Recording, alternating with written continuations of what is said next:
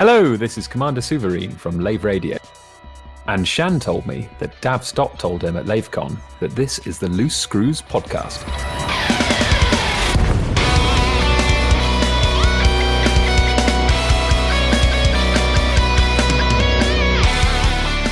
Hey guys, it is July 23rd, 2020.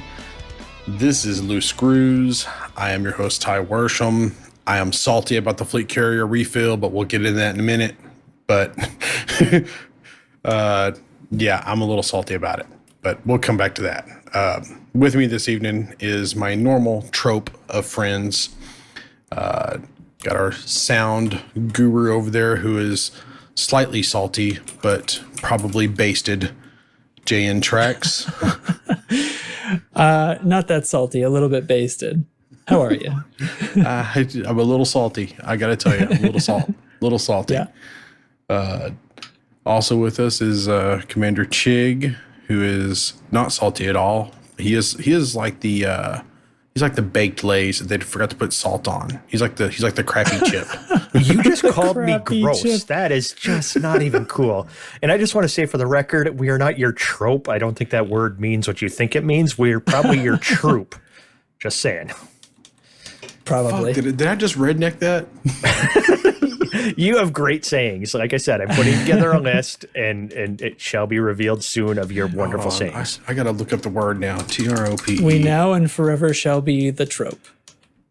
Oh, yeah, I am. Yeah. Yeah, That's yeah, more than you're exactly right. Yeah, you had the U in there, the troop. That's, yep. I'm an idiot. All right. Well, you called me shitty unsalted chips, so you deserve it. The other voice you heard was NL Hate. He is our fleet admiral. How's it going there, bud? Oh man, it's swell. I don't know if you're salty or not, so I think you're like a shitty chip like Chig, so. Wow. Oh my God. I'd say the Admiral, he's more like a chili cheese Frito. He's full of excitement and joy, and you just took a shot at him too. Man. Speaking of which, you know what I had this week? Have you ever had those Frito like those chili cheese Fritos, but they're like curls? They're like a Yes. screw, Yeah. you know? Yeah. Okay. First of all, those things are delicious. But second, did they design those to stab your freaking gums? Like when you bite into them, it's just like stab. Like I was, They're rotini shaped. Yeah, that's the one. Yeah. They're shaped like a corkscrew, and you bite into them hard, and it's like it stabbed. Like I'm like, oh, bite into it, yum. Oh, now the roof of my mouth is bleeding. They probably didn't design those. They probably had an extruder error at whatever facility processes them, and they were like, "Hey, these are cool. Take these upstairs and see if we can sell them like this." Sorry, that's absurd. What is going on with the show tonight? I don't even I worked at a plastic processing place, and we've done that before. And really, I think it's fusilli pasta, isn't it? Isn't that shape? Fusilli? I'm just saying. God, you say fusilli. All I can think of is that episode of Seinfeld. Fusilli Jerry. Exactly. Well, yeah, he made it out of fusilli pasta, and then it went up the. Who sat on it? Ended up at somebody's. It was George's dad. He went to the he went to the proctologist who had the license plate Assman. Oh my God, Seinfeld! I'm old. It was funny about that. So that show was like around before cell phones, and you just think like so many problems could have been solved if they just had cell phones. You know, Absolutely. So it's kind of funny. But anyway, anyway. So before we get into the discussion of the Before you start yelling. Yeah, before we get there, I do want to talk about rage. It's not even rage. It's just a little irritation. Like I'm not even like. What did you want to do first? Let me talk about. I got two things to discuss about events. So number one, next Friday is the Screwball, where we are taking SRVs out to Midorand Hollow, and we're going to fight for Guardian Orbs, which, by the way, I can't even go take my fleet carrier to go get Guardian Orbs right now because it's too freaking expensive. Oh, God. Well, if your cargo holds full, it's only 3 jumps out there. Yeah, that doesn't Well, seem if I had dramatic. done that, Two, any, if you don't mind doing a jump Salty. or two. salty. What's event number 2? Event number 2 is that in 30 days, so I went and looked it up. So the very first episode of Loose Screws released on August 23rd, 2019. And that is not the right website. I don't know what the hell I just clicked on. Oh, was it the link to the shape of that pasta? Oh, that's what that was. Fusilli. Okay, anyway, so the very first episode aired August 23rd, 2019, followed up by the next episode of August 1st, or September 1st. Woof. We're going to look at the calendar. We're going to celebrate this on 1 year of Loose Screws with episode 52, August 27th. We'll be airing at normal time. I'm not sure what we're going to do yet, but we're going to do something kind of cool. Anyway, but yeah, we'll get more to details about that. But next Friday, July 31st, Screwballs, Midoran Hollow, 8 p.m. Central Time. Again, our Texas time. That's the only time that matters, Texas time.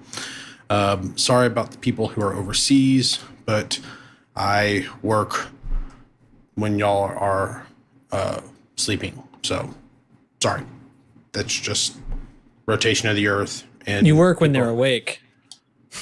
whatever. I don't understand the voodoo of the rotation of the earth. Okay, it's all flat. All right, it's all flat. Texans. Jesus Anyway. Christ. Anyway, so Texas is flat. Texas is pretty flat. Texas is pretty flat. You know, everybody says that, but like East Texas is actually got some pretty good hills. It doesn't really get flat until you get Waco and go east or Okay. south. So, or Waco and west and south of, we'll say, Nacogdoches.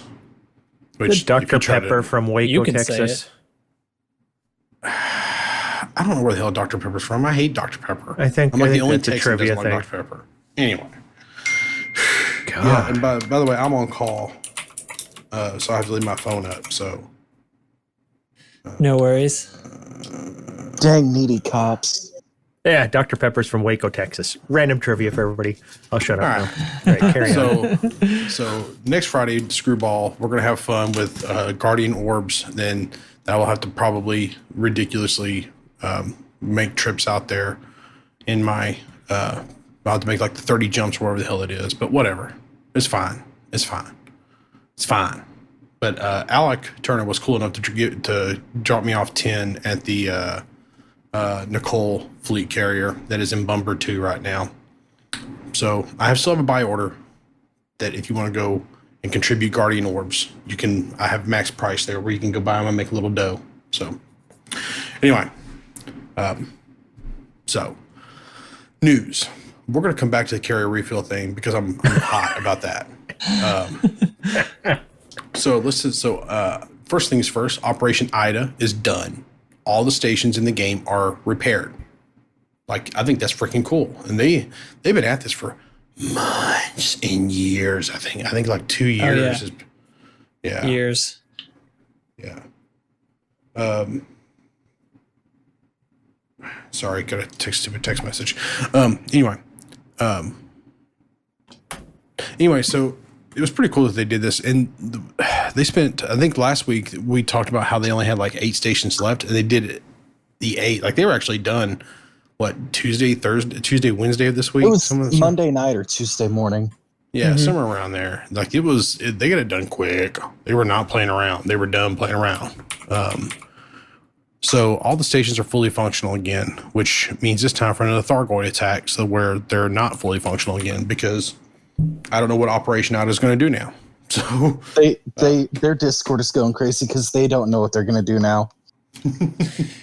It could be dangerous, right? To have that much pure resource with nothing to do. it's going to be interesting. Something's going to happen. I'm kind of hoping that FDev looks around and is like, oh, we need a good old fashioned Thargoid attack. Let's do it. I'm still kind of in the mindset that we might get a great big Thargoid attack with Odyssey, but anyway, Burn the May not bubble. The Raxla Potato Hunt. So if you don't know what the Raxla Potato Hunt is, so these explorers went around and they realized that there's a number of star systems within 200 light years of Sol that have not been fully explored. And so what they did, they decided to systematically start at Sol and then go out and damn it, Jig. They got more stuff pooping.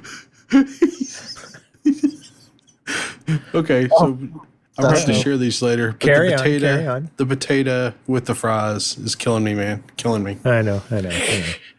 Anyway, so Raxel Potato Hunt, these guys got together and said, hey, we're gonna go out, we're gonna explore all the things. So if you don't know, it's a widely held theory that Raxla is within the first 200 light years or so of Sol. And there's some evidence to that, but there's no proof of that. So these guys decided to go out and explore the star systems.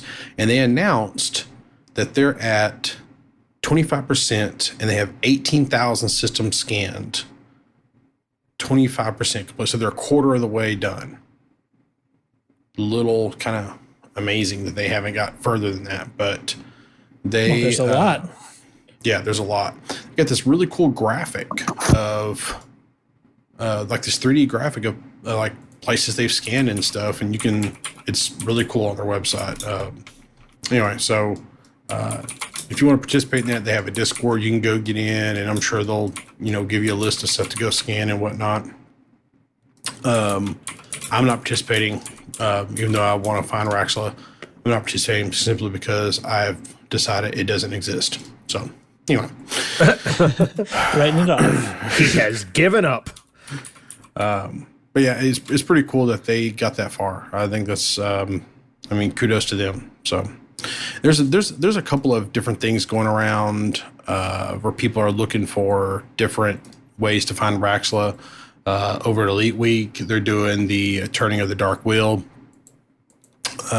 where they are expanding the Dark Wheel faction out beyond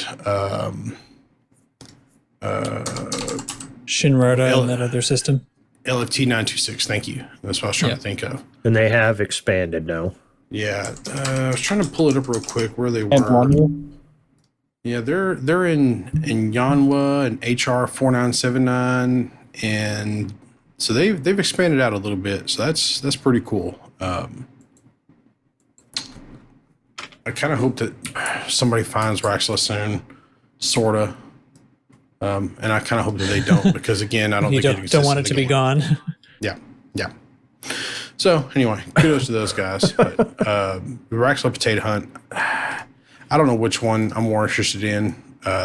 Both are pretty damn cool, to be honest with you. So, but anyway, kudos to the Raxla Potato Hunt for getting out 25%. But yeah, the other thing that I want to bring up.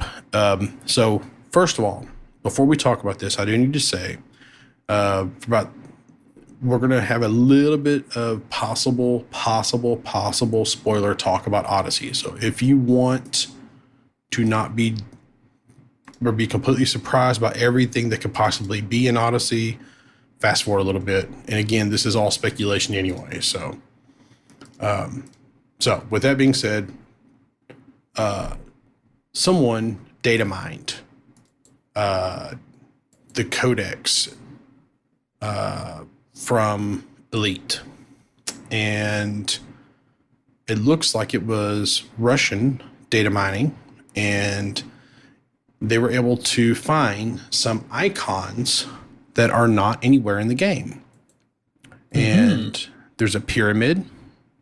There is a hexagon with a ring around it. There's a fish. There's a 3-leaf. There's a bacteria or insect maybe. There's a mushroom, and then a strangely shaped cobra or rock. And everybody's thinking rock. And if you go deep enough on this little forum post or this little Reddit post here, basically people are saying, this looks like it's geological, and then how did it see geologic anomaly, planet types, and then guardians. So there's also pictures here of the Russian, because this was a Russian thing, and then someone translated it. And the first one reads guardian objects. Second one is geological and biological anomalies. And the third reads gas giants and Earth-like worlds. So this kind of makes you think that these are probably markers for future stuff, or possibly a coming beta that might be coming up in the near future. But okay, I just want to cut in because I saw you post this earlier, and then I saw a bunch of Russian words, and I'm like, I have no idea what the fuck you just posted. So I kind of breezed over it, and I'm like, you say it's data mined, but data mined is usually you're pulling it from the game. Was this in the last patch that came out, or where was this data mined? Because otherwise, it's 100% leak rather than data mined. So the way I understand it, this was pulled from. So it was just pulled from the Codex graphics files. And if you look at that big image is like a texture that's divided up. And if you dig around on the Codex, you'll find those pictures, all of them, except in for the current version of game that we have. Right. It's like a right texture-based Right. file. Right. So if you guys don't know this, like a lot of texture files in video games are actually like one image, but it's actually like thousands of images. Sliced up. Right. So the texture will go through like, we just need these, 30 pixels or whatever, or these 200 pixels or whatever. And they're like, so this part's what you'll see in game. That part's what you'll see in game, etc. But that way they can save on space and files and stuff like that. Plus on memory, they load the image and it says, well, we just need this section of it and that section of it. So therefore it saves memory because you're only loading one image. So it actually shrinks down the total file size. And that's kind of why they do that, to kind of give you an idea. At any rate, that's why they do the things that they do. And this looks like, a direct rip-off of that.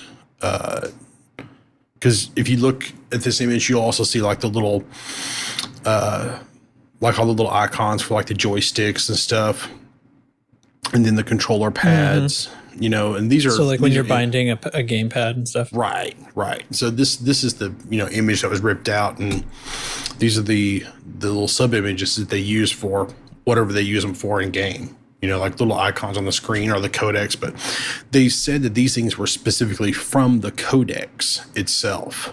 And then the other data mine pictures were supposedly from different pieces of the codex that originally were encrypted and now they're not no more. So, like I said, this all kind of points toward them starting to slide in some things for Odyssey, or possibly start getting ready for like maybe a beta floating around to people that they want to have it, but no official proof of anything, just strictly just speculation. So anyway, Sure. We'll see. Well, I mean, there are files in the game. That's for sure. the one that I find interesting on this is the like the flower, the rock, all that stuff kind of makes sense. The fish is interesting because that makes me kind of wonder. Are we looking at Aquatic life. Yeah, I don't know. If I'm looking at the image that I think you're pointing out, I might interpret that as just a simple drawing of a ship going towards a Coriolis station, rather than a fish. If you see what I'm saying? That. Yeah, I see that. So we're talking about this one here. I'm looking in chat. We're talking about this one here, right? Yeah. If you look at it, that looks like it just might be a really simple drawing of a ship flying towards a Coriolis station. Yeah, I think you're the first person I think you're the first person to say that, or that I read that, because I think everybody's just assuming that's a fish, man. Yeah, but look at it. I'm just Yeah, I see saying, what you're that's what I saying. see when I look at it. I totally see what you're saying, man. I really do. And this is my first time looking at this, so this was like I studied it for hours. I hadn't seen it before either. Yeah, No. this I'm is pareidolia at its finest, right? No, Yes, so here- absolutely. Especially this makes compelling podcast when we're looking at images. I know. and just, I know. I mean, that's So, clearly okay. a mushroom, or is it a Cobra Mark III right next With to a viper? launching a shuttle. Yeah. Yeah, I'm not quite sure what to make of that. It definitely could. Yeah, I mean, That could be an adder flying into half a Coriolis. okay, all right. But here's the deal. Here's the deal. Number one, why would they go through the process of not including them? And number two, that doesn't explain the pyramid. The You're pyramid looks pretty guardian-y. No, okay, all right. I'm trying to speculate here. Y'all killing me. All right. Anyway, so I'll post a link to this if you guys want to see it. Again, it's spoilerific, but we've talked about this long enough. I say it's spoilerific. I mean, this is nothing. I mean, it's not really going to ruin your appreciation of Odyssey or anything of the like, unless you're just want to be completely surprised by icons. So. All right. Now, I want to just touch on the fish thing once again. If it is a fish, that would be cool because I'm going to go with confirmed right now we can land on water worlds because we can go fishing. That's what I'm going to go with.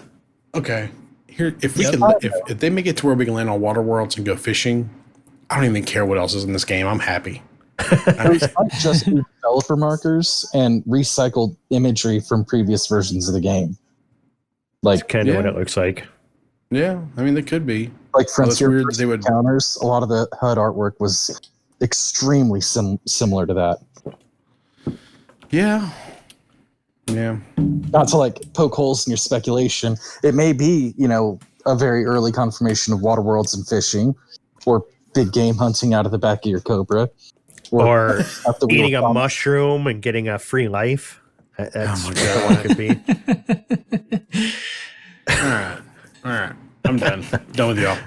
I know we're just trying to poke the bear. So when you talk about this tritium thing, you can really tell us Did how you feel. someone say tritium? Okay. We're just gonna talk about it. It's happening. Bruce Garrido said that starting around 1500 UTC today, July 23rd, if you need fuel in your fleet carrier, it will give you a compensation, and they're going to fill up your tritium depot with 1,000 tritium. Now, if you have 1,000, you don't get another 1,000. You just get topped off. If you are missing one, you just get one. So it's a gesture of goodwill. It's, they're going to fill up your fleet carrier.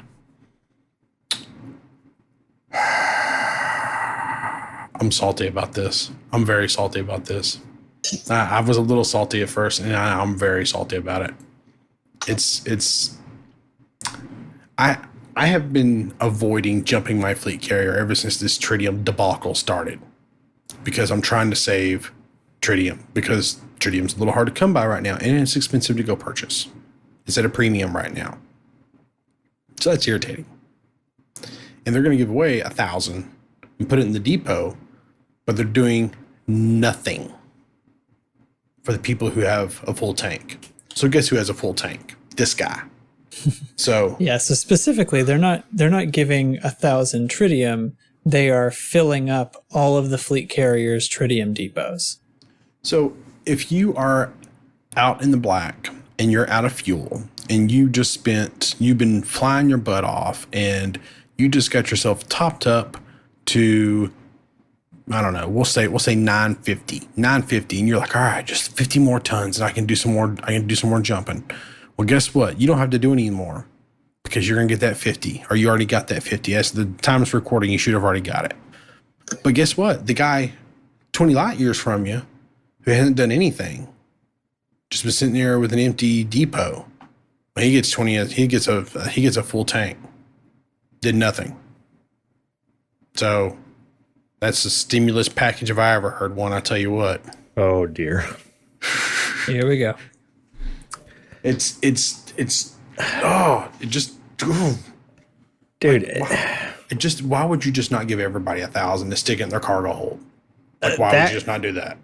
that would have been the smart fix for equity among everybody. But at the end of the day, if somebody owns a fleet carrier, you've already spent $5 billion. That 1,000 tritium, if you're in the bubble, you could have just still bought.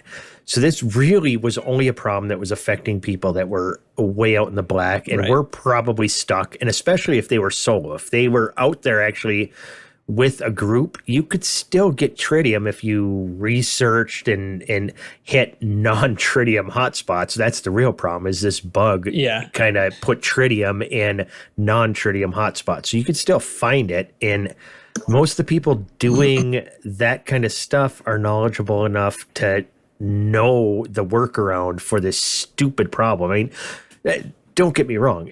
What they did, it was a bug. But once again, when you put a patch out and, last week, me and I think Trax was kind of shrugged. I don't think you needed a beta. You just put this out there and see how it works. We didn't think they would just mislabel hotspots and make things retarded, and that's what they did. And you can still get out there and you can still search. You bring up Dubs all the time. He was out looking for stuff, and he, was accumulating tritium without even really trying. There's tons of it anywhere was still out there. that is not supposed to be. Yeah, just don't go to a tritium hotspot and you can still find it. That's the problem. Is it was messed up. And I can understand this problem being a huge problem if it affected new players. This was not a problem that affected new players. I mean, no new player had a fleet carrier and was freaking out. And I apologize to the DSSA crew, because it was bullshit that this happened. And then you had to try to figure out a workaround and go through everything else. It is what it is. But I don't think it's something to be really enraged about. Worst case scenario, you sit around for a week and, oh my God, they gave him 1,000 tritium. I want my 1,000 tritium. 1,000 tritium to any of us. The biggest pain of it isn't the cost. The biggest pain of it is transporting it to your goddamn carrier. It's not, I just didn't see it as a huge deal. And yes, your example of the person who was sitting at 950 and only and worked really, really hard to get up to 950 and then got capped off a measly 50. And the guy who's been logged off for a week because he was sitting at 0 got a free 1,000. Yes, that is unfair. But at the end of the day, is it really worth getting enraged over? The purpose of, and look at the exact language of their post, like the purpose of it was, it's taking them a while to get this patch out, and there are carriers stranded, DSSA in particular, carriers stranded because of what happened. This was a fix for that. It was not everyone gets tritium, and while that would have been more equitable, yes, it probably also would have been a lot more difficult code-wise, like put tritium in everyone's hold. I don't know. I'm guessing, I guess. I'm giving them some benefit of the doubt there, but look at the example of somebody who doesn't move their carrier at all. I mean, somebody who never moves their carrier, why did they need 1,000 tritium in their hold? Well, but they weren't differentiating like that, right? That would have been crazy to try to sift through and come up with. Well, no, but that's what I'm saying is somebody who's never moved probably is sitting there with 1,000 tritium in their fuel tank because they don't fly anywhere. It's parked in one place. They're not somebody that was stuck. So they didn't need that. But this was the way to unstick the people who were stuck. Exactly. Yeah, but it's not that it was perfect. What you've really done, though, I mean, so you unstuck them for an hour. That's what you did. You unstuck them for an hour. So that's the other thing. You're salty about only getting no tritium or whatever because you had a full depot at the time, but they've only, like you said, they've only got the DSSA ships moving for an hour. To them, it was almost nothing, and that's the people that were actually that's what the fix was intended for. The They stopgap, should be I should say. mad rather than you. Either way, because we're really splitting hairs here. The thing is that it's a band-aid to get a large portion of the community held over until the actual problem is fixed. Exactly. So, And by the way, I agree with you, Ty. I think it does feel crummy to pass out tritium only to people who had empty tanks. But I don't know. I don't know if it would have been a lot more difficult to do it the other way. They could have said that. I don't know. But that's, Well, let me go this without. I don't mean to be piling on you, Ty, but you're the guy who specifically is really angry about the fuel hose thing. So if they put it in your cargo instead of in your tank, then you'd have had to move it from your cargo to your tank. So I'm just saying. I mean, the fact of the matter is that there's not a ship that can hold 1,000 tons of cargo anyway. So, I mean, the best you can do is like 790. Yeah, but you would have had to, if they'd have dumped it into your cargo hold, then you would have had to move it to your tank. Well, and okay, so the flip side of that is then they give everybody 1,000 tons of tritium, but the people who don't really need tritium, again, I got like 10,000 tons of tritium. Thanks, Data. Data, like 1,000. I know give me some he did tritium, that. you son of Well, a. it was all right. I paid him for it. He was wanting to move cargo around, and I was like, "Fuck yeah, I'll buy it. I don't give a shit." But anyway, I don't really need the tritium, and he could, give me 1,000 tons of tritium. It's effectively giving me like $52 million because when you can sell it about 52,000 a piece, so it's like giving me 52 million credits. So you can't just give everybody who has a fleet carrier 52 million credits. It's like giving everybody a Fer-de-Lance. It's not really fair. it also doesn't solve the problem of stranded carriers. Right. It doesn't. And No. If they'd have put that 1,000 tritium into your cargo, it would have been like giving everybody a Fer-de-Lance. mm-hmm. But if they put it in your tank, it wasn't. It only was affecting people who are literally out of fuel. They basically fuel ratted all the carriers. Right. But keep in mind, that's only 4 jumps. That's 2,000 light years roughly. But that's an entirely different argument. I mean, would you rather have had them put 10,000 tritium in everybody's holds and they could jump as far as, well, not as far as they wanted, but 40 jumps instead? I think that... You know what I'm saying? You got to look at how do you balance that? I think that tritium is broke as shit. So one, remove the fuel requirement, which would ridiculously imbalance fleet carriers. 2, just revert the freaking patch. Just revert the changes. And I know that's ship. I get that I get that when you patch something, reverting it is ridiculously complicated. I get that.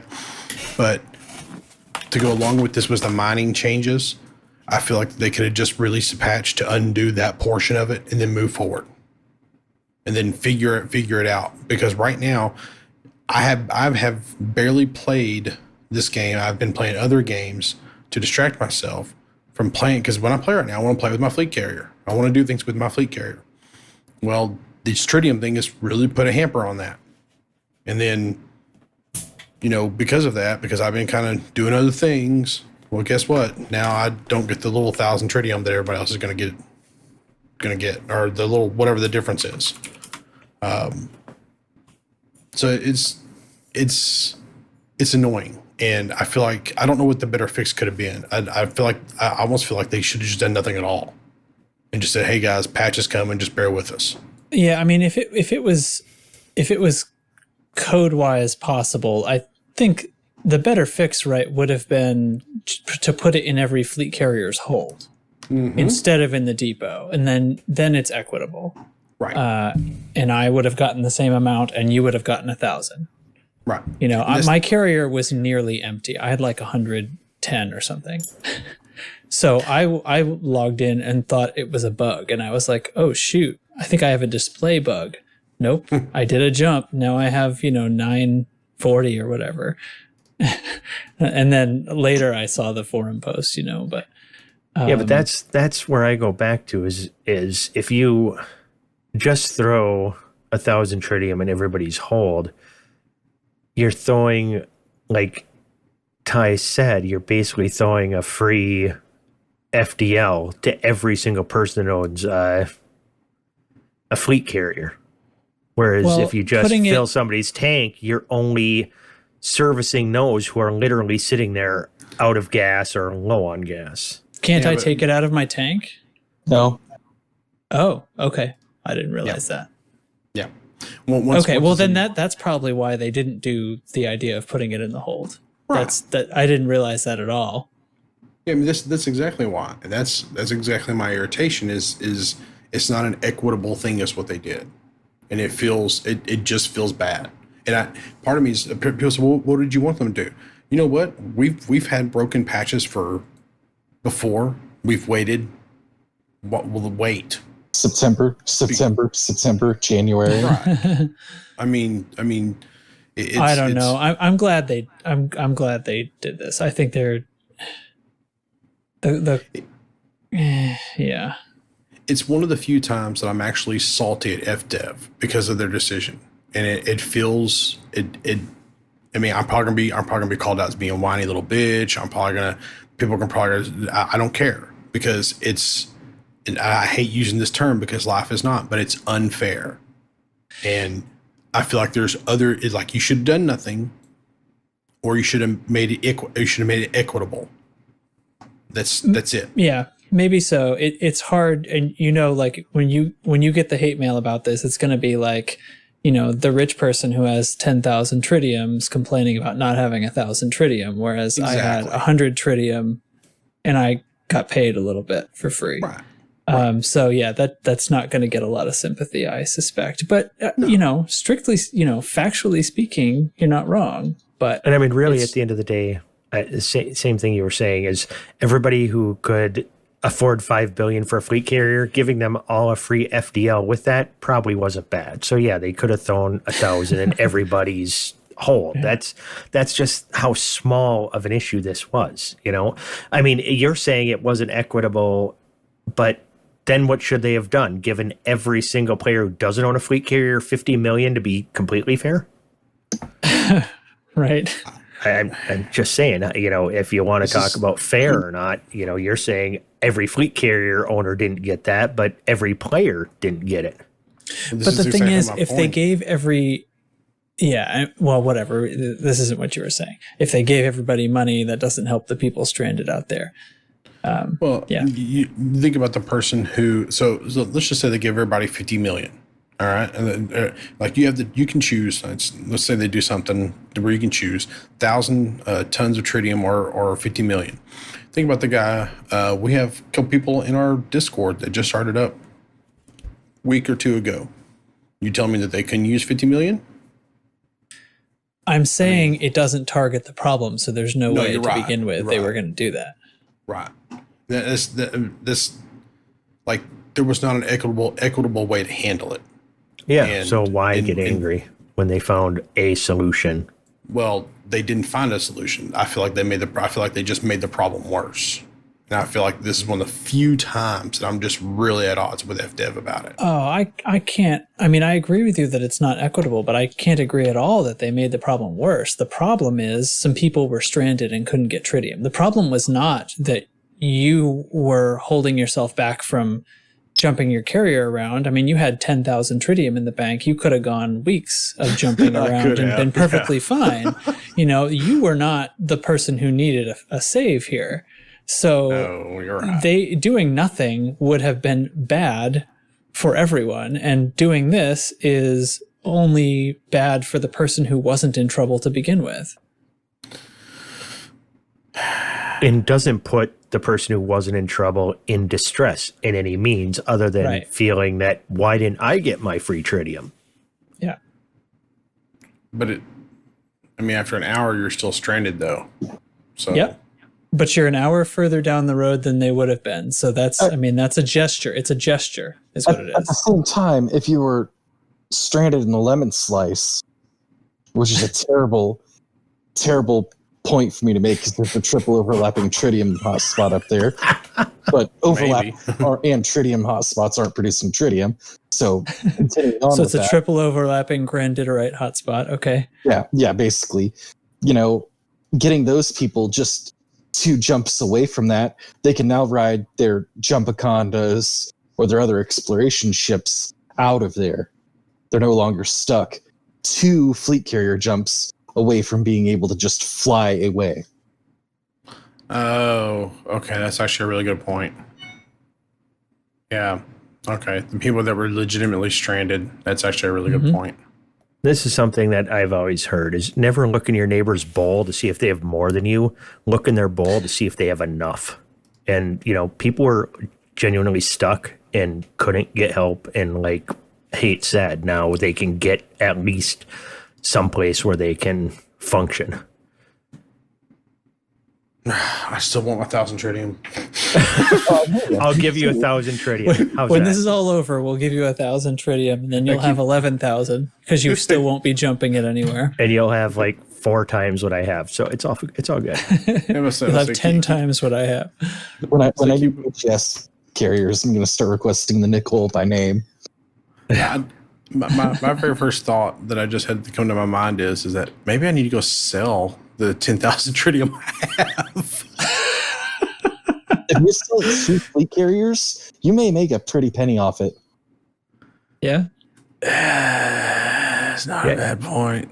It's not a bad point. You should really find out who's stuck and you've got enough tritium to get out to some of those guys. I actually do. Or you could even fill up your thing more because you're in the bubble, and then you would absolutely have enough to get out to them. I'm just kind of an asshole bitching about all this, ain't I? So long as they're inside It's all good. Colonia. I still want my 1,000 tritium. I still a little salty about it. It still irritates me. You're not as salty as you were, though. So I agree. It is only a Band-Aid. It Yeah, just but feels like there were people bleeding. Yeah. They needed a Band-Aid. Yeah. it just feels like a bad Band-Aid, but I don't know. Maybe I don't know. honestly, it sounds like you needed something to be angry about. Do you need a hug? I mean, I guess, but I didn't really feel like I needed to be angry about it. I feel like it's just a little, I don't know. It just, I don't know. I'm looking at my tritium right now and I'm like, that's not as bad as I thought it was. Look at all that tritium. He's like, Oh, Scrooge damn, I got a McDuck. ton of this stuff. He's swimming in a swimming pool of tritium. Why didn't I get another 1,000 tritium? Okay, I'm just being an asshole about it, but whatever. I still want my 1,000 tritium. It's still not fair. Not fair. Slam my fist on the table. Dude, life isn't fair. Get over it. All right, I'm done talking about this. Anyway, so Hate, you want to talk anything about faction before we go into Chig Chat? Yes. If anybody out there listening can get a hold of one of the Helsina Knights player faction group and can get them in contact with me, I want to have a talk with them. Uh-oh. What's going on? I may have to steamroll their entire faction. I don't want to be known as the guy that steamrolled the entire active player faction because they were in the way. Let's make a deal. Wow. Let's make a deal so everybody comes out okay. Now, keep in mind, this is coming from, we were talking basketball in the 90s earlier. This is David Robinson saying that right now. I mean, those who don't know, his nickname was the Admiral. So that's what we got going on right now.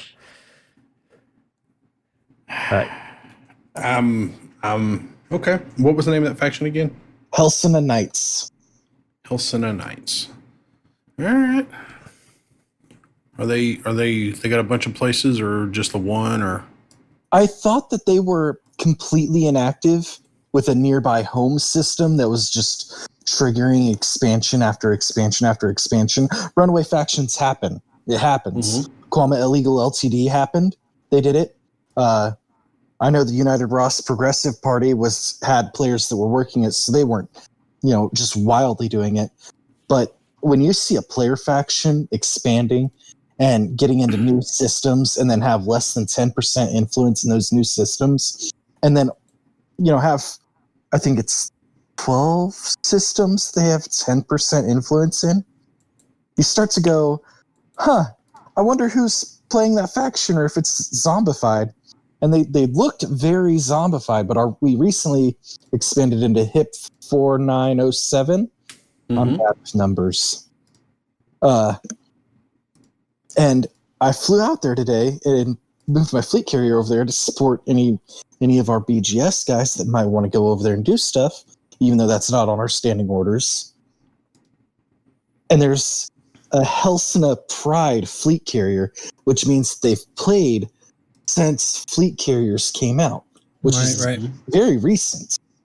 So, if they're out there and they happen to be listening, I'll talk to them because I don't want to,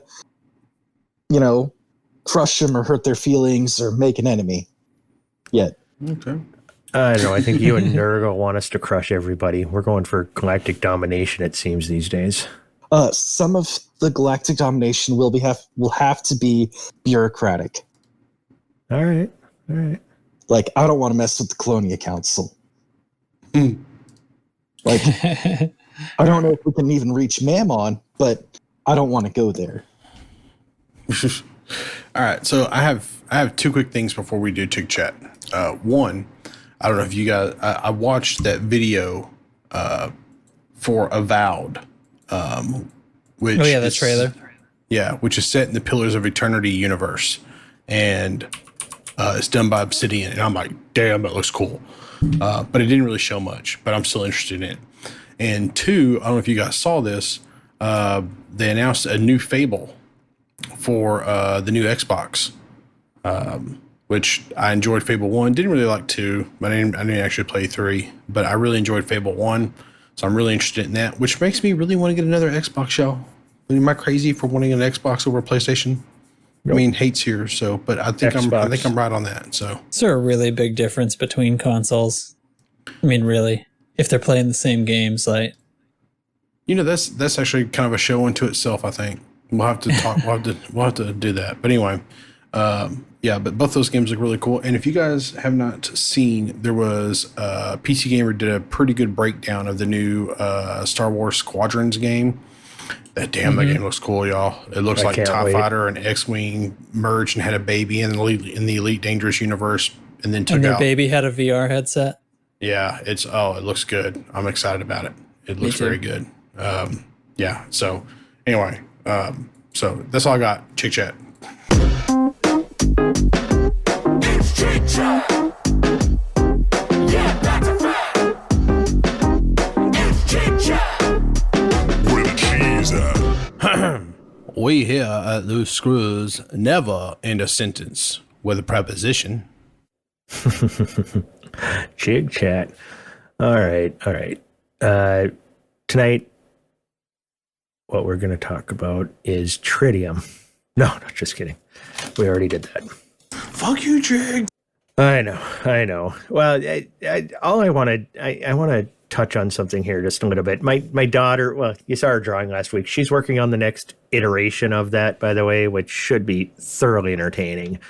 But she is, she's had her own account for a while, but and said she had started playing, but apparently all that she was doing is playing tutorials on my machine. And now she's actually started trying to play, on her laptop and learning how to play the game and the questions she's asking and everything else. And brought me to a realization. I have gifted this game to, God, 6-7 different people. And when I gift it, it's usually when it's on sale because you can get it for pretty cheap. And I'm hoping that somebody will play it and be like, oh my God, this is the coolest game ever. But almost all of them, like my daughter starts playing and then she gets to a point and she goes, well, what do I do now? What do I do now? And my question this week is I want to know, how do we get new players hooked on this game? Because I became hooked on it because I read about it ahead of time and I'm like, oh my God, it involves a 1-to-1 representation of the galaxy and I get to fly to all these stars. And I came into it wanting to like it, not expecting a whole lot because I didn't believe that a game with could have that many systems and could really exist, but it just was right up my alley, and that's when I came into it. And like, you know, my daughter's trying to play, and I've been trying to think of things to get new players. You know, obviously you can give tips, you know, send people to this YouTube video or that YouTube video, but how could Frontier really get that initial hook to hook new players? And I've been thinking about it. I think one thing, and honestly, I don't know if any of this is feasible because, you know, dev time and everything else. I don't want to get tracks bent out of shape. But I mean, they're already talking about no VR support in the next, you know, in Odyssey and everything else. But if they could have something, I mean, the tutorials are cool. You know, you have the voice overs and stuff, you know, hey, deploy your hard points, and it kind of talks you through it. But what if they had scenarios where you know, they had like a little combat scenario, and it was actually Jameson's crash site where you're like flying in and you're trying to land on the planet and you're supposed to deploy whatever, and then the ship crashes. Or you end up playing the crashed Anaconda thing, and you end up, you know, crashing that. So you get some history of the game in these little scenarios where it's not in timeline and it's outside of the game, but the tutorial gives you some history of the game and walks you through different things. Then you get some story of the universe. You can have, you know, things involving the power play, you know, Yuri Grom, you're doing some mission for him. Maybe it's just a mining thing, and that's how you learn mining, is you're doing something for Yuri Grom, or you're doing something, you end up at Dav's Hope for some reason. Just these little things that are outside of the game that teach you little parts of the game and get you hooked, because you actually learn that it's a living universe, compared to right now, you just kind of hop in and you're a member of the Pilots Federation, we're giving you a Sidewinder, and then you kind of muddle your way forward and you go from there. I'm looking for any people's ideas on how to get new players to, I don't know, just fall in love with this game earlier, because I'm stupid hooked on this game and I love it, and I've played so long and I still learn new stuff about Salome and the Dark Wheel, and, you know, all these things, Raxla. You know, you can go read the codex and stuff, but, you know, it just, everybody talks about the learning curve being so steep. I want some ideas to give some of that story to players early, so you want to be in this galaxy and you want to continue to play. Because I'm going to admit it, I'm getting tired of gifting the game to players that get, you know, an hour, 2 hours in, and then they never play again. So that's just my curiosity. I don't know what thoughts you guys have. Anybody with anything, come to Chig Chat on the Discord. I mean, what do you guys think? Any ideas at all? Oh, I'll just, if you go back and watch episode, probably all the way back to episode 1 or 2, I've been saying that they needed scenarios. And the idea I had was like historical scenarios. Maybe we could replay the killing of Salome, or maybe, you know, you could fly a Cobra Mark II and be Jameson and have to deploy the Thargoid antivirus, or what the hell they called it, the Thargoid disease that killed a shit ton of, that infected all the Thargoids. I feel like that'd be a good way to get people kind of hooked into things. And I also thought that if they were going to do, because back when they were talking about redoing the starting area, I thought what they need to do, it's like a great big, well, hey, we need you to mine whatever ore, you know, you got to go and do all the things to kind of get you interested in that. All right, well, now that you've done that, we need you to actually go and, you know, fight off these pirates or something, you know. To introduce you to more professions and stuff. Right, to kind of get you used to doing things, because what they have now is actually pretty damn good, but it's I feel like it's just scratching the surface, and it doesn't feel like they went all the way through. I kind of think that they could actually put together like a little 20-hour campaign, for lack of a better term, that kind of goes through like little mini history of Elite, and you know, you could do things. It would take you to different places. You could do like some of the Ramtom missions. do things like that. And I know you got to have certain things to do a lot of the ram toss stuff. I'm just saying that they could do some precursor stuff to kind of get you interested in the world of Elite, and then kind of leave you on your own. Because this is not the best example, but I think about Destiny. Destiny 1 and 2 had about a, I don't know, 15, 20 hour campaign. And then after that, they're like, all right, Guardian, go do whatever the hell you want to do. This is the tower. This is where you'll be doing things. And, go kill the Fallen or whatever.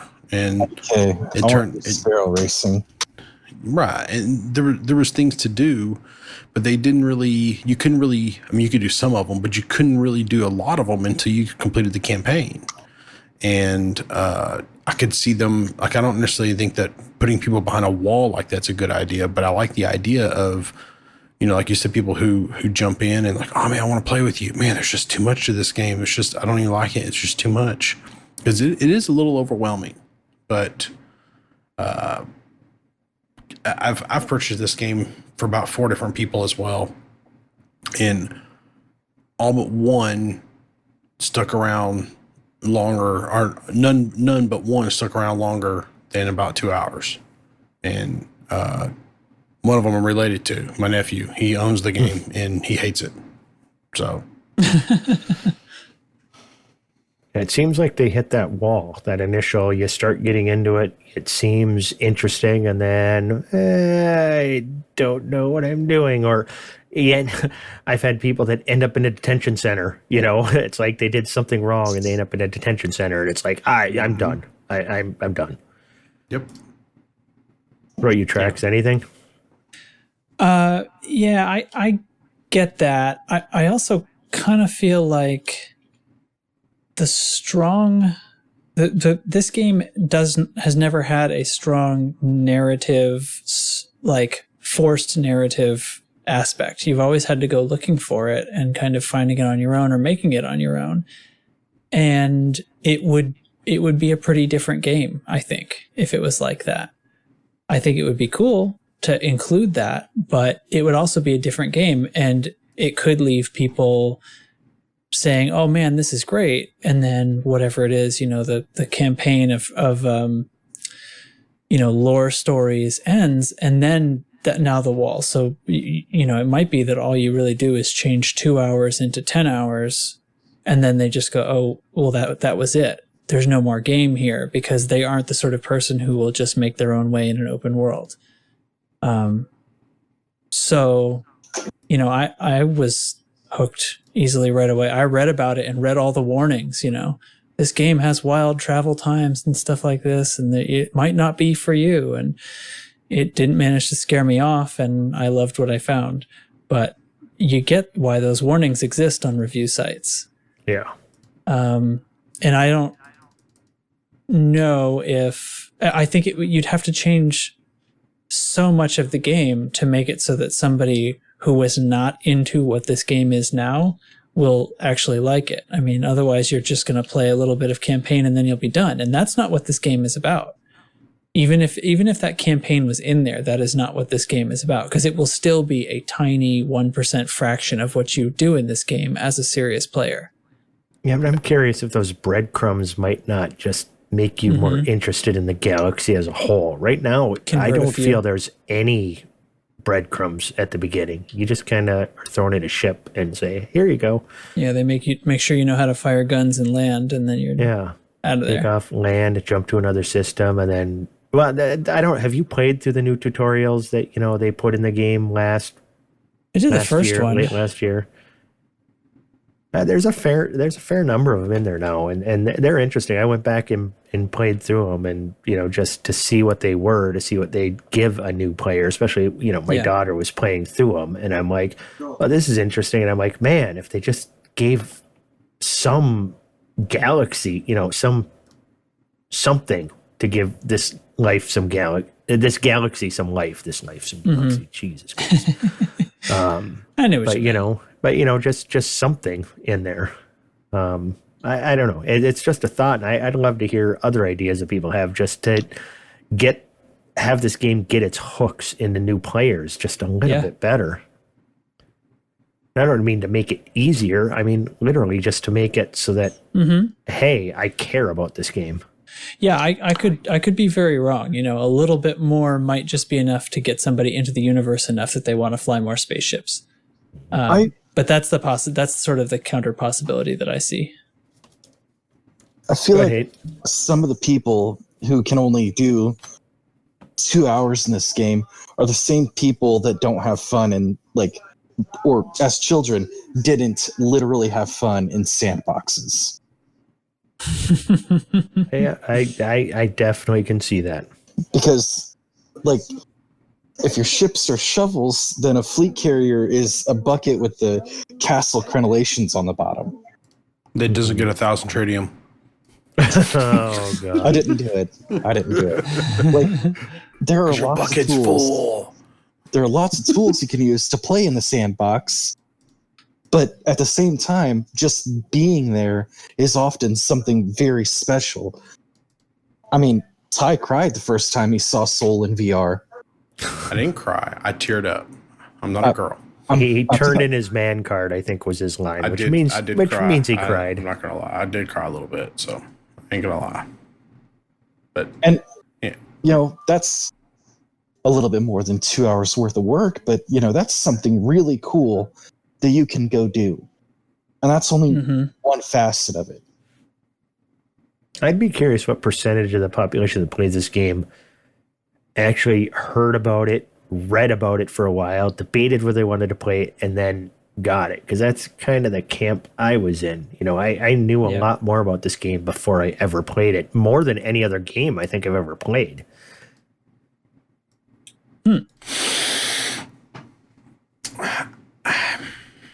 I think that the number of people playing this game are the number of people that are playing this game. I don't think that they're really going to get a great big surge of That's a new Tyism right players. there. I mean, The number it's of people playing this inarguably game. true. Are the number of people playing this game. What I'm saying is that I don't think that anything they really do to this game is going to yield a wealth of new players. I don't think that because Other than adding an Except occasional first-person updates. shooter right. aspect. Well, okay. So here's the deal. Number one, the people that play this game are attracted to a certain type of game. You got to be attracted a little bit to simulation style games. And number two, you got to be attracted to sandbox style games. And number three, you're going to have to be okay with grinding because you're going to have to grind things out. That's the only way you earn anything in this game is by grinding it out. Sidebar. And you got to be that's okay also with how Super Cruise. Right. And also, you also have to, that's how you, grinding is actually how you earn things in life too, by the way, kiddos. But anyway, that's a different argument. But anyway, 1,000 tritium. Oh my God. I'm not done yet.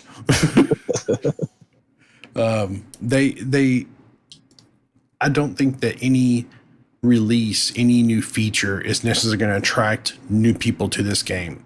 I'm not looking for Because- attracting new players. I'm looking at keeping players who try the game. He's tired Get of them to buying it for stay in it people who don't longer. play it. Well, that's what I'm saying though, is that you're ultimately attracting players to the game. Is what you're trying to do. You're trying to keep them in the game.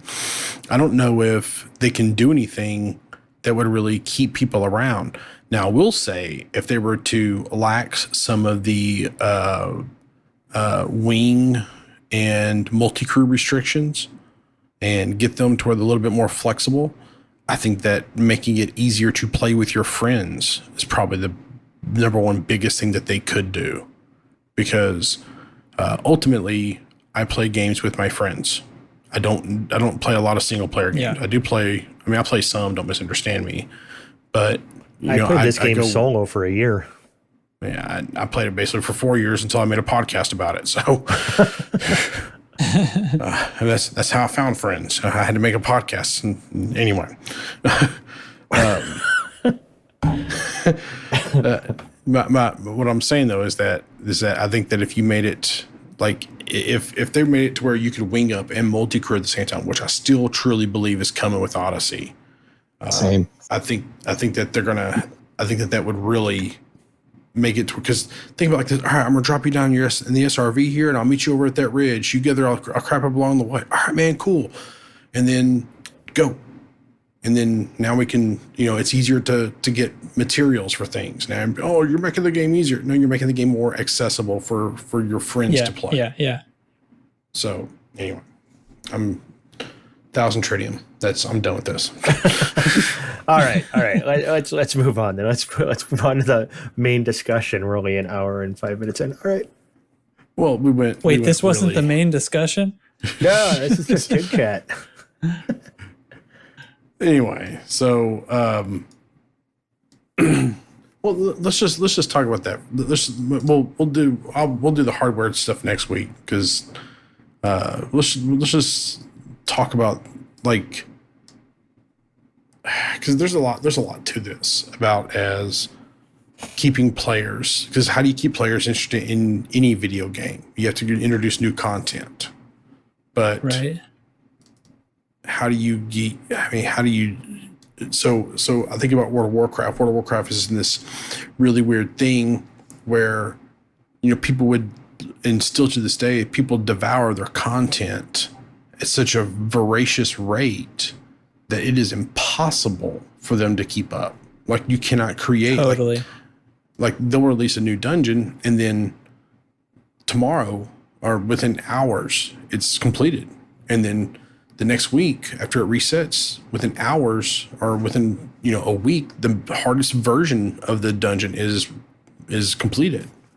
Yeah, but did you listen to Lave Radio this week by chance? Did you get a chance? No, not yet. I'm actually several episodes behind. Okay, they were talking about keeping players satisfied, and okay, just on a side note, Souverine, I'm always on your side. Those other guys, I love Ben and Shan and Phoenix. Great guys, but Souverine speaks the truth. I'm just going to leave that there.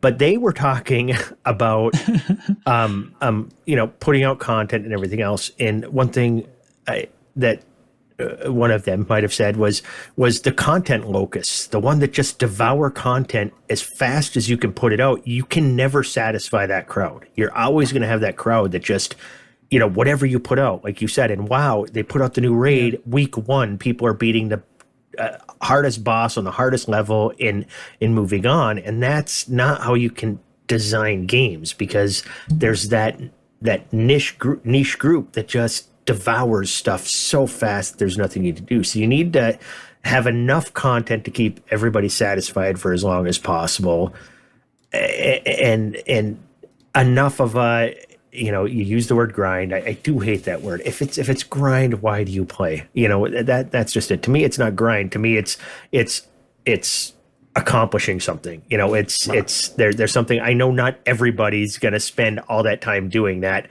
I enjoy doing it, so it's not a grind. So if you're bitching that as a grind, I find a different game. And I hate to say that because we have a podcast about this game, so I don't want to tell people to go away. But at the end of the day, if you're not having fun and all you want to do is bitch about Tritium, just find a different game. But that's the thing, and I'm not really necessarily talking about that end game crowd that devours content as fast as possible. I'm more talking about the entry level player who comes in and I've literally had that question. Well, okay, I've got my ship, I can take off. Well, now what do I do? And I'm like, well, go do a mission. Well, which mission? What does all this mean? Well, what one are you asking about? And it's even hard to explain to somebody. It's like, well, just start doing stuff. Well, do what? I don't know. Do stuff. That's where I'm at. Well, all right. I think what I'm getting at though is not so. Going back to the Warcraft analogy, you're right. There's the leeches that devour really fast, but with Warcraft, that's a large portion of their player, or was a large portion of their player base, and it was easy to tell because when you're doing that shit on the night that the shit releases, it crashes all the damn time, and there's lag and all the things. And when you go back to Wrath, where they're at 12 million subscribers, and then right after that, they get down to like 4 million subscribers or something like that. So you got to think the 4 million subscribers, those are the ones who are probably not your content leeches because they're at this slower pace of release now. So you got to think like more than half of your player base is, for lack of a better term, a content leech. You're right. You're never going to satisfy them. You never will. So don't play for those people, or don't make games for the people. Make game for the people who are going to be there with you long term. They're going to play between content. Right. Which I think that's what FDev is doing. And to their credit, one of the things I love about this game, and I've said it 1,000 times before, is also kind of the same thing I hate about this game, is that you have to make your own fun. But it's also, we're going to have a football game around a Guardian Orb that none of this was ever intended to do this. But we're going to have fun doing it. But there's no rules. There's nothing game around it. We can't set a thing down and call this our arena. We can't do any of those things. But we're going to have fun doing it. And I just can't wait, And when you think about how people kind of have to make their own fun with this game, I think that's how you get people to understand to stay with the game, is that, hey, this isn't a game where they're going to give you the ball and they're going to give you the goal. You have to go figure it out. And the people who are currently playing the game, I don't think that any feature they put in the game is going to make a large group of people go, oh, no, that's the game I'm going to go to. I'm done with whatever I'm done with over here. I'm going to go over here. They might stop by. They might be here for a little bit, but I don't think they're going to stick around. I don't think it's just not that close to the wire. Right. Well, maybe my question should be then is, who do you market this game to then? Should be, hitting NASA subreddits and stuff and bringing in that, Yep. the astronomy type players and advertising to players like that. And maybe that's, that's the route you go. Cause I always, I want the player base to grow, and maybe we need to be asking that question instead. Well, let me ask this first. What do y'all think is the average demographic of Elite Dangerous? I haven't the foggiest idea. Well, okay, let's just take a quick survey here. Is anybody in this chat under 30? Yeah.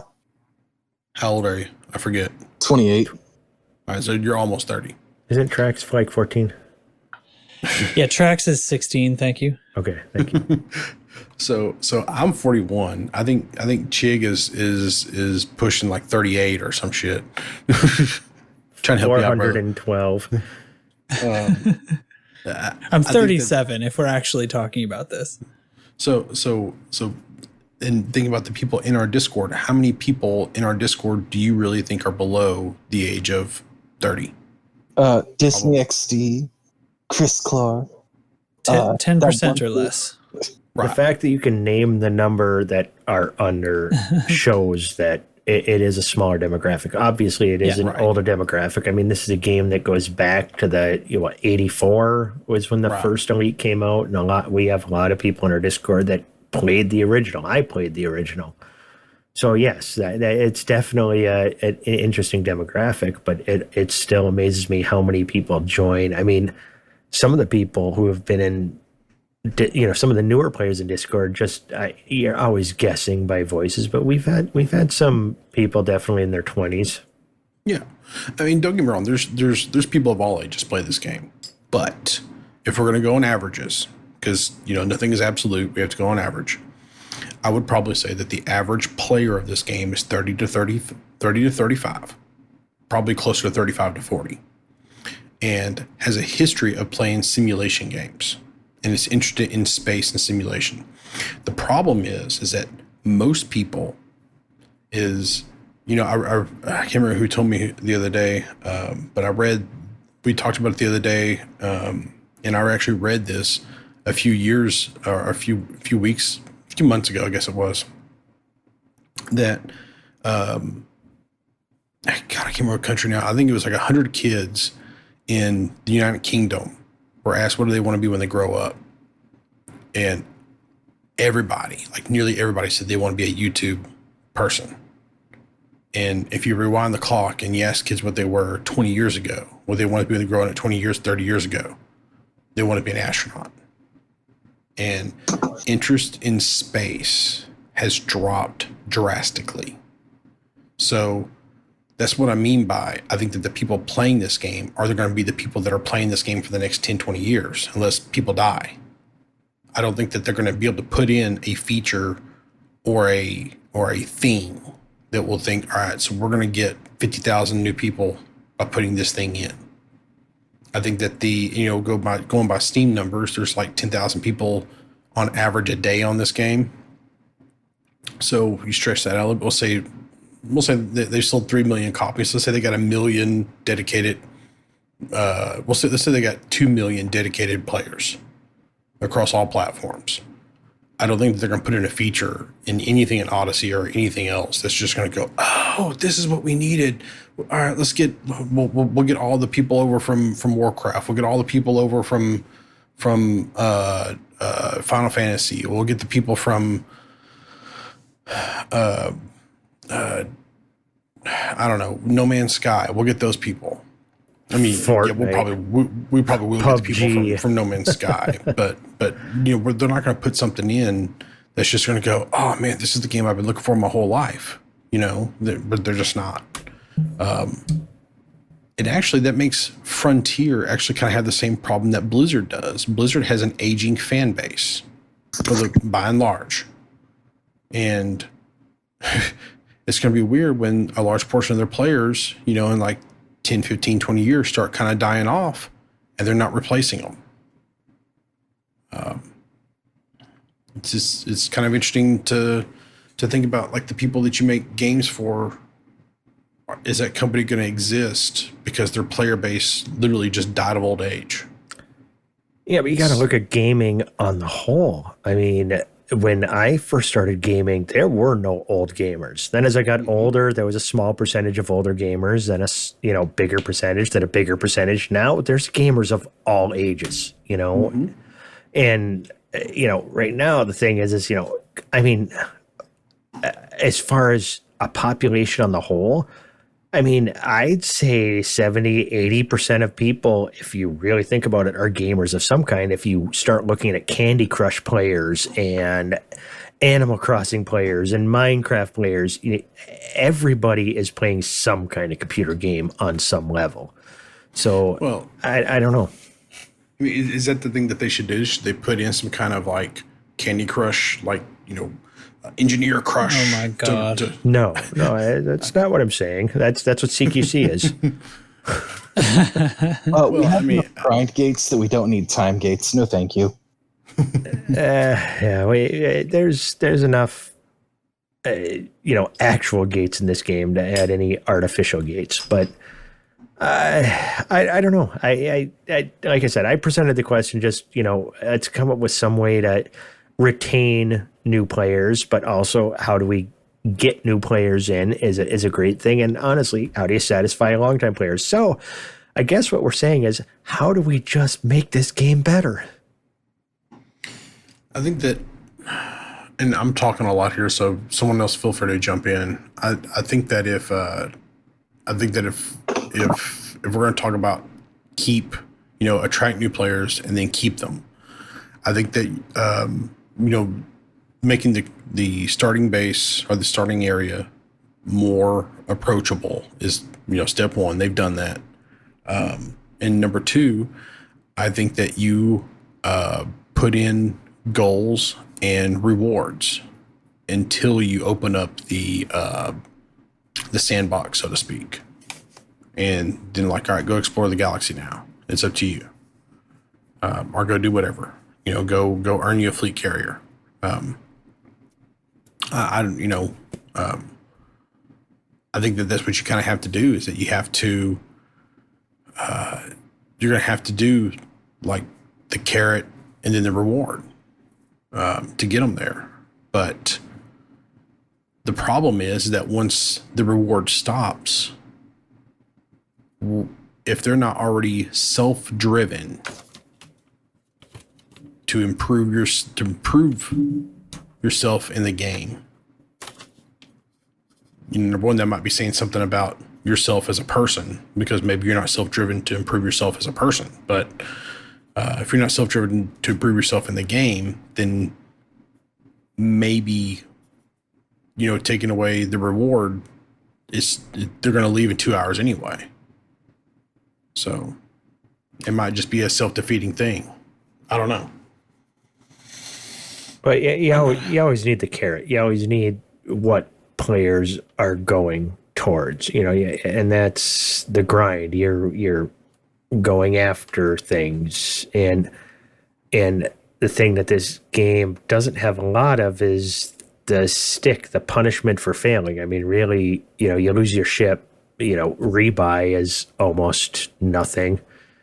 God, I'm going back to the Lave Radio episode because they were talking about possibility of resetting the economy, and in Edelweiss, Ben, he freaking was even talking about resetting the entire economy, erasing everybody's ships and everything everybody has for Odyssey to reset the economy. And then Souverine jumped in and is like, well, there really isn't an economy in this game, because there really isn't. There's not a player economy. But maybe make some things more punishing so you have more accomplishment for not being punished. I don't know. I'm rambling at this point. Yeah, I think that we've beaten this. We kind of got into the economy thing a little bit too, and I had the thought myself the other day: what if they just reset everything? They just reset everybody's account, and then maybe if you. Is that a real comment? I mean, is it just like, oh man, wouldn't that be wild? Or are you thinking like this is something that could actually benefit the game? I think that, if they're going to do, first of all, if you're going to reset if you're going to reset everybody's account, which I don't think that they would ever do, because I think they would have, if they have 1 million players, I think they'd have 1,000 after that, because everybody would think be you were done. salty about 1,000 tritium.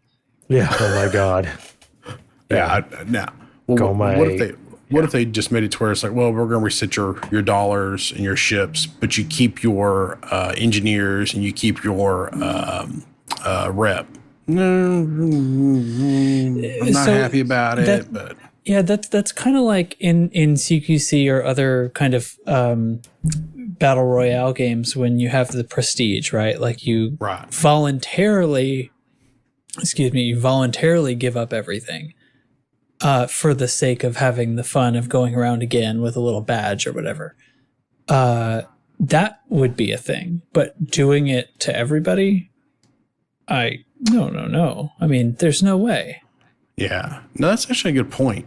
Like and even the sorry to interrupt again. Just like the kind of games where there is the prestige thing, it isn't like this. You're not building a career. It's just because it's like a battle royale game anyway. So, yeah, it's a totally different thing. Honestly, totally different. At that point, if you're going to reset everybody, you're not having an expansion to Elite. You're making Elite 2, Elite Dangerous 2, and it's just a new game.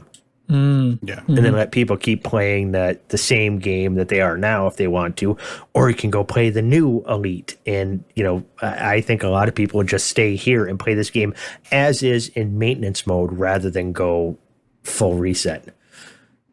Especially considering... Could be. Depends what the features are in the new game. Yeah, but less than 0.1% of this galaxy has been explored. Yeah, I know. People would play this for another decade with no updates. I'm telling you. The population would go down, but it would dwindle. There'd still be thousands of players playing this game 10 years from now. Yeah. Well, I am not necessarily saying that they do that, but I think it would be interesting is a better way to put it.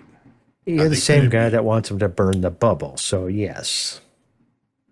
For that matter, I think if they were to burn the bubble, we're about to go around and around here. We're about to wrap this up, but I think if they were to burn the bubble, I think that's the closest to a reset that you could get without just completely pissing everybody off. Yep. Because I think there's Operation Like Idol there's- would like that.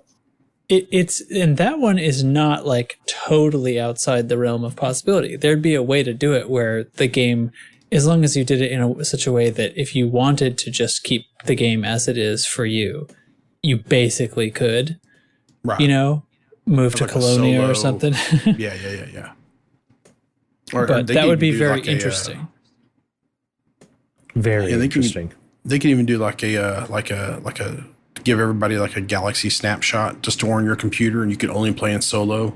You know, Don't go there. To You're fork the game. going to touch on Yeah, that. You're well- going to pluck on that nerve. The people who want just a solo galaxy for themselves, no, I'm not gonna say something. and that goes a long way back too. Yeah. All right, I think we're gonna wrap this up here, guys, because we were gonna do a hardware discussion, but we went really long on the Tritium chat and my saltiness over it, and.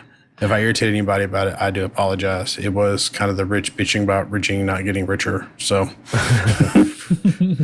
Well, That being keep said- in mind too, if we put that off for 1 week, maybe we'll have some, 3000 series video card news by next week. Who knows? We Yeah. won't. yeah, Shut up. Probably not. But anyway, Shut up. again, next week is the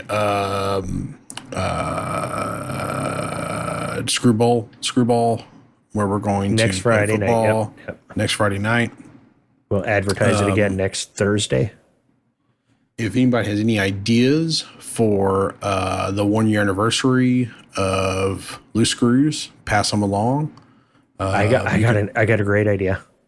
Let's hear it. Just came to me. You give everybody 1,000 tritium. I am Ty Worsham. Commander Tyrville is my name. You can reach me on Twitter at Tyrville. Best way to always reach us is loosescrewsed.com. I'm done with this shit. I'm gonna go bitch about We my love you, tritium Ty. now. I've already bitched about my tritium. I'm gonna go bitch about more about my tritium. Chig, talk about Oh, This week is Caddyshack release anniversary, isn't it? yes, 40 years. Caddyshack, people, on Saturday. 40 years since the release of Caddyshack. That's a big one. That's a big one. Anybody got any good memories of that? Any anecdotes? Otherwise, I'm going to say, get out. There's a documentary about the making of that movie, which is fucking phenomenal.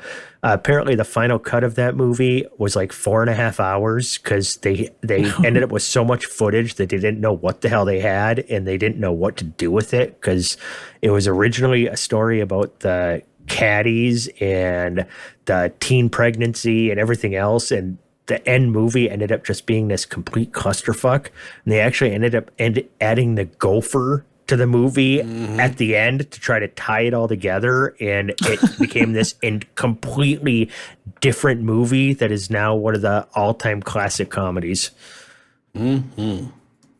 Classic Chevy Chase right there. Oh, That's Chevy when it comes Chase, to trucks, kids. late great Rodney Dangerfield, Cannonball. All right.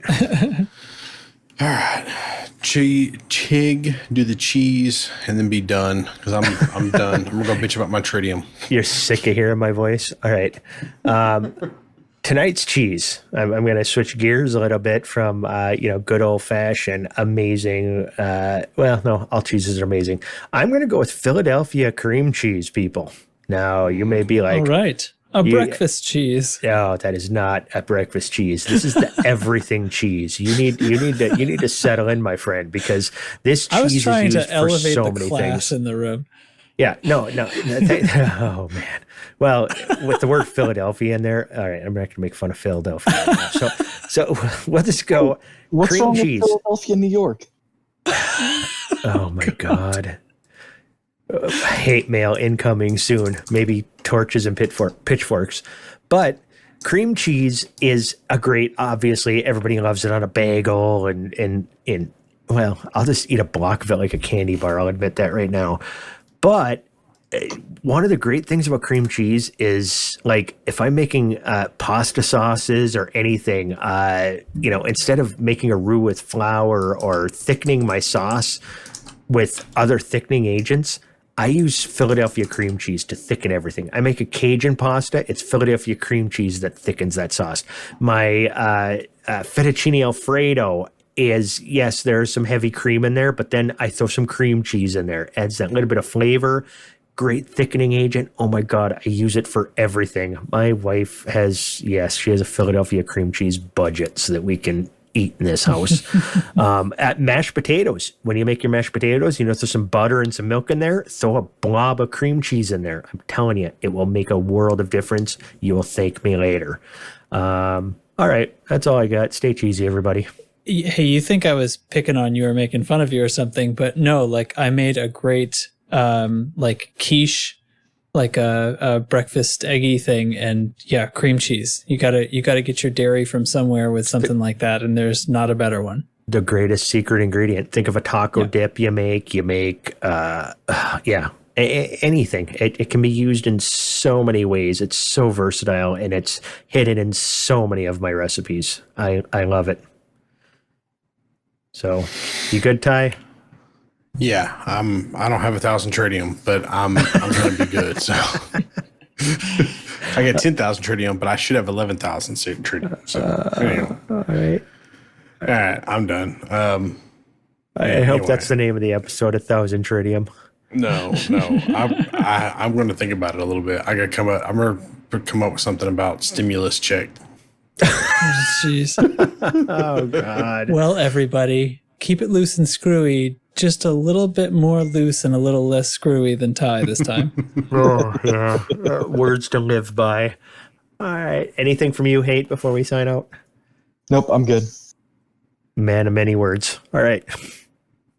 Love you all. So, you know, I was thinking one quick thing. I've been kind of off the rails on a few episodes here. I've been having fun with this podcast again. So Good. Yeah. maybe I've been a little unprofessional, so to speak. But yeah, you know, whatever. I'm having fun. So I hope you didn't feel I attacked you tonight. I my was butt messing with you a bit. hurts right now. I feel violated. Oh man. I'm about to go shower and cry now. So Well, as long as you're curled up in the fetal position in the bottom of the shower, I feel I've done my job.